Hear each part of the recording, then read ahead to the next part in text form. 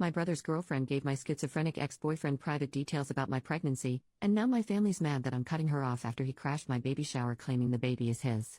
This story needs a lot of background to fully grasp how severe everything is, so buckle in.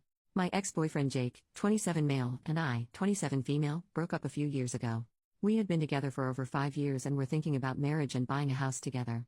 In the last year of our relationship, everything fell apart. Long story short, he had a sudden psychotic episode and was placed in a mental health ward, mental health facility attached to a hospital, for his safety.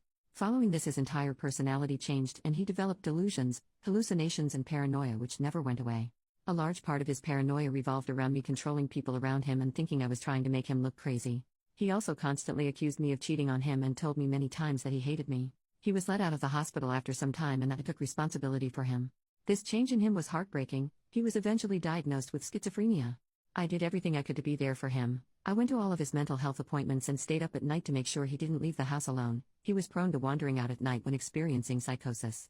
Things became too much for me to handle. He became angry and his paranoia about me made it impossible to help him. He didn't trust me to be close to him, but at the same time he didn't want me to leave his sight as he was convinced I was cheating. When he seemed to be doing a little better mentally, I broke up with him. I waited until I felt he would be okay on his own and helped organize for him to move back in with his parents. I was filled with guilt for that decision, but it was the right choice for me. I was struggling. For months I received no love and was used as an emotional punching bag. I did my best. He wasn't the same person anymore and his resentment for me was intense. Obviously this isn't the full breakdown of his mental health issues, as a lot of the things he went through are very personal. I never blamed him for what happened, but I needed to be happy and did what I needed to do. It was a messy breakup, but it went better than expected. We kept talking for a little while as friends. I think the entire time we kept contact he assumed we would get back together at some point. I continued helping him when I could. When I started a new relationship with my current partner Sam, 30 male, Jake had a really bad psychotic episode and threatened both of us. He accused me of cheating on him with Sam before we broke up, which makes no sense as I met Sam a while after we had broken up, and sent both of us intense messages. I managed to contact Jake's family, who got him the help he needed. Following this, I cut all contact with Jake. It was obvious that we couldn't maintain a friendship anymore. The only slight connection I have to Jake is my brother's girlfriend Jess, 29 female. Her and Jake have been friends for years and have maintained their friendship. She knows the entire background to our relationship and never chose sides. I would say I am close with her. We have always been friendly. It always made me happy to know that Jake still had a good friend to confide in. Shift forward to March 2022. I got pregnant with Sam's baby in January and was 3 months pregnant. I had just told my family and close friends about the pregnancy. I told everyone to keep it quiet as I didn't feel ready to publicly announce it. I was incredibly emotional, nauseous, and in no state to deal with any potential fallout at that point. Less than 24 hours passed after telling my side of the family and I received a phone call from Jake. He had found out I was pregnant and left a voicemail saying he would be filing for custody of the baby. Obviously he was in a psychotic episode, so I ignored his calls and let his family know that he had reached out to me. By this point it had been over a year since we had even spoken. He has no idea where I live or work, so I'm not worried about him showing up physically to confront me. I knew the only way he could have found out would have been through Jess. I called and confronted her about it and she admitted to it. She was extremely apologetic and said she didn't think it would matter. She thought he would be fine with the news and said he deserved to know. I was upset by this, but I hadn't explicitly told her not to tell Jake, so it could have just been a mistake. Even though I told her to tell no one, I bit my tongue to keep the peace. I forgave her but made it very clear that she shouldn't tell Jake any more information about me or the baby, and she agreed it wouldn't ever happen again. I didn't hear anything from Jake for months. Last weekend was my baby shower.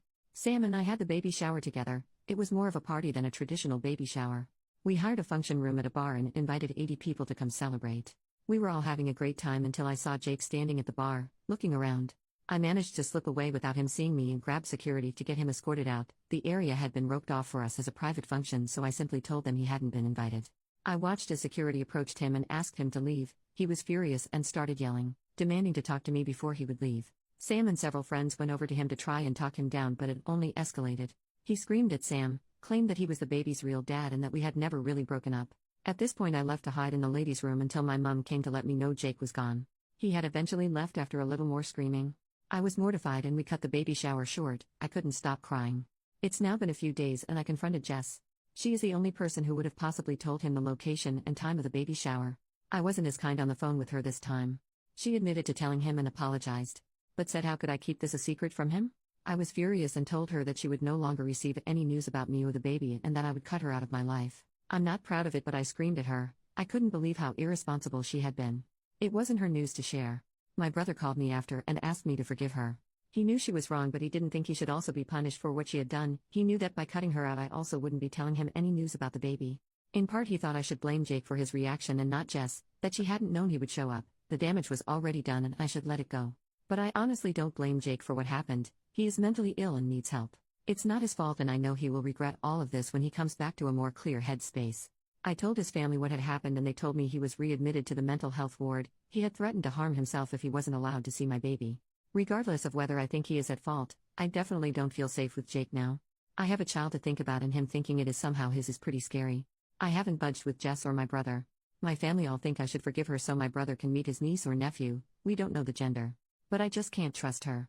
She already broke my trust once and I'm furious. I could have been hurt if Jake had confronted me at the shower. So many things could have gone wrong. I don't know what to do. I'm heartbroken that my brother may not get to meet this baby for a while. But I'm scared that she could tell Jake information about the baby that could put us in danger. My parents and other family members have all agreed not to tell Jess or my brother any information about the baby upon threat of also being cut out. I just don't know how long I can feasibly cut them out before I crack. Sam is obviously on my side with all of this. If it wasn't for him, I would be in a much worse state. Any advice would be appreciated. I'm finding it hard to stick to my guns on this and worry that news will leak to Jess from other family members. My parents were particularly hesitant to promise not to tell my brother when the baby is born. Update: after I made that post, I was overwhelmed by the response from everyone. Thank you for all of the amazing advice I received. It definitely put everything into perspective for me and made me take things more seriously. Decided I should post an update as I received a lot of messages asking what had happened. I received a lot of comments doubting the motives of Jess, and unfortunately you guys were right. So, I had my baby earlier than anticipated. I'm happy to announce that Sam and I now have a beautiful son. He is currently 10 weeks old and was born at 38 weeks. We are absolutely smitten with him and couldn't be happier. Not long after I made my original post, Sam and I moved into a new house. We had been living in a one-bedroom apartment and decided we needed more space for our growing family. Part of our decision on our house was that it was further away from my brother and Jess. Our apartment had only been a 5-minute drive from them, and I felt uncomfortable knowing that Jake could potentially be visiting and we could run into him while walking the dog. I also didn't trust that Jess hadn't told him where we lived. Our new house is now a 45-minute drive away from them, and I feel much safer. We didn't tell them the location of our new home. We had been living in our new house for about a month with no issues. I heard from Jake's family that he was on an extended mental health hold at the hospital as his psychotic episode was not subsidizing and he refused to take his medication. I also warned them about his relationship with Jess and they seemed to take it seriously. They would keep an eye on them and told the hospital that she was not to be allowed visitation with him. My family stopped pestering me to forgive Jess. My mom had a heart-to-heart with me and finally understood why I had to cut my brother out. I didn't hear anything from my brother. Apparently my mom had stepped up and had a conversation with him about the severity of what Jess had done. It broke my heart to push my brother away as we had been so close. But after reading all of your comments, I knew that I had to be responsible and keep my baby safe. Unfortunately, things didn't stay so calm. After a few months, I received a call from Jake. He had finally been released from the hospital and was embarrassed about his behavior at the baby shower. He told me he knew that the baby wasn't his. He cried and asked to speak with Sam. He wanted to personally apologize to him. Sam didn't want to talk to him. I told him I forgave him. I knew it wasn't his fault and that we should move on. I was also very firm with him and told him that under no circumstances would I let him be around me or my baby. If he tried to contact us, I wouldn't hesitate to call the police. He accepted that and our conversation ended. About 2 weeks later, Jake showed up at Sam's workplace, demanding to speak with him. They had a short conversation where Jake broke down in tears and begged to be forgiven. From what Sam told me, he didn't seem to be stable. In his apology, he said, "I'm so sorry for confronting you in public like that. I should have spoken to you privately. Clearly you didn't know the baby isn't yours and you were humiliated in front of your friends." Paraphrasing here. Sam didn't want to provoke him, so he said he accepted his apology and asked him to leave. Sam then called me to let me know what had happened. I was shattered. Obviously Jess had told him where Sam worked. I called Jake's family to let them know what had happened. They told me the next day he hadn't come home and were extremely worried. He wasn't meant to be driving as his license had been suspended. He had been caught speeding several times, but he had taken his mom's car without her permission. A few days later he was found by police in a building that was under construction, completely out of it and confused. He had driven 20 hours away from our town. He was taken to the local hospital and placed in their mental health ward. His family flew up to retrieve him. To this day I still haven't heard any updates on Jake. I assume he is still in a mental health facility. His family always updates me when he is released. After all of that, my brother called me and asked if he could meet up with me for lunch one day. He sounded upset on the phone, so I agreed. We met at a McDonald's. Then he told me all the crazy stuff that had happened with Jess. Apparently when Jake got out of the hospital, following the baby shower incident, he had shown up at their house to see Jess. My brother was really worried because he could tell that Jake was in a manic episode. He kept an eye on Jake while he visited and noticed that he was being extremely touchy-feely with Jess, who started to seem flirty with him as well. It made him really uncomfortable, so he made an excuse about him and Jess needing to go to a friend's house. When Jake left, him and Jess had a massive fight. He confronted Jess about the flirty behavior and she was extremely defensive. She flat out denied that she had been flirting or that Jake had been touching her at all. My brother decided to drop it. Not long after, we later realized this happened on the same day that he had gone to Sam's workplace. Jake showed up at their house again, but this time Jess was at work. My brother works from home. Jake told him that he was in love with Jess, confessed that they had been sleeping together, and showed him a bunch of text messages between the two of them to prove that he wasn't making this up. My brother asked him to leave. When Jess got home, he confronted her. At first she tried to deny it but eventually confessed. She begged my brother to forgive her. She had realized after his outburst at the baby shower that she didn't love him. My brother was furious and told her to stay with her parents for a while. Ever since then he hasn't heard from her. It's been months now and it looks like things are over between the two of them. My brother feels terrible about what Jess did to me. Although I want to let him back into my life fully, I still don't trust that he won't eventually get back together with Jess. The two of them haven't officially broken up, and until that day comes I won't be sharing my address or photos of our son with him. So far my brother has met our son once at my parents' house. I still don't know why Jess decided to tell Jake about my pregnancy. But I'm so glad she isn't in our lives anymore. I haven't heard anything from her or Jake since. I'm constantly worried he could show up again.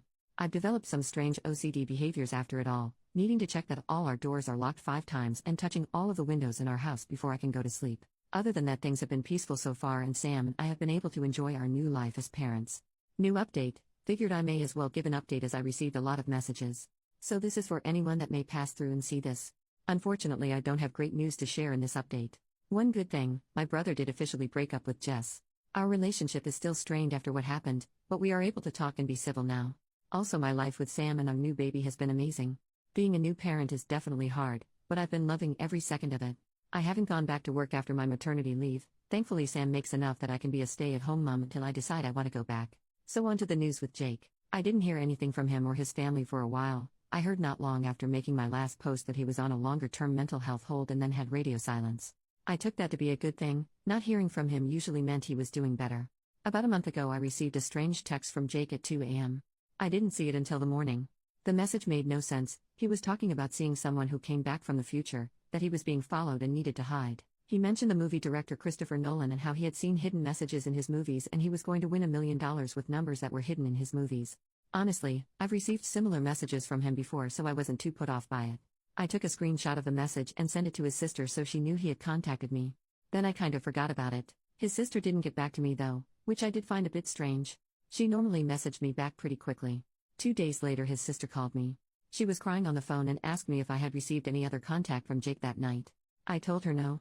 She explained to me that Jake had passed away that night. He unalived himself. Only hours after he had sent me that message. He had apparently sent the same message to about 20 people in his contact list. I don't know all of the details, but apparently that night he had managed to steal his mom's car again. She had been hiding her keys from him, but after ransacking the house he had found them. He went on a drive around the city. No one really knows the details of what he was thinking. But he rammed into another car and pushed them off the road. They slammed into a tree. Thankfully they weren't majorly injured. I later found out it was a young 17-year-old couple in the car. It was a hit and run. He apparently sped up behind them on a quiet road, hit them from the back and sped off. It was all caught on a dash camera. With the timeline we have, it seems he sent his message to everyone only 15 minutes after the accident. About 3 hours later he had passed away. I won't be sharing the details of that. His funeral happened and I decided not to go. With my complicated relationship with Jake, it just didn't feel right to me. One weird thing, Jess went to the funeral. I only know because she took a selfie crying at the funeral and posted it on Instagram with a caption preaching that we need to do more about mental health and supporting people. I was disgusted. It was incredibly hard to hear what had happened. I'm still processing it all. I feel guilty to admit this, but I also feel a sense of relief that my family doesn't need to be worried anymore. I do miss him though. I think I already grieved him when he changed in our relationship. It's hard to know he is physically gone. I can't even imagine what his family must be feeling. It's difficult for everyone involved.